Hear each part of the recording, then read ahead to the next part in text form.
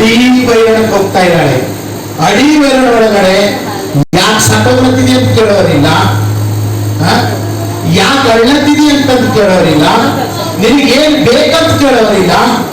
ಹಾಗೆ ಅಡಿ ಬೈರಣದಲ್ಲಿ ಹೋಗ್ಬಿಟ್ಟು ಆ ಕೂಸನ್ನ ಒಂದು ಗಿಡದ ಕೆಳಗಡೆ ಬಿಸಾಡಿ, ಒಂದು ಕೈಯಿಂದ ಬಿಸಾಡದೆ ಎಷ್ಟು ದೂರ ಹೋಗ್ತಿದೆ ಕಲ್ಲು, ಎಷ್ಟು ದೂರ ಹೋಗ್ಬಿಟ್ಟು ಅವಳು ಮೊಳಕಾಲೂರಿ ಏನ್ ಮಾಡ್ತಾರ, ಅಳ್ಳತ್ತರೆ.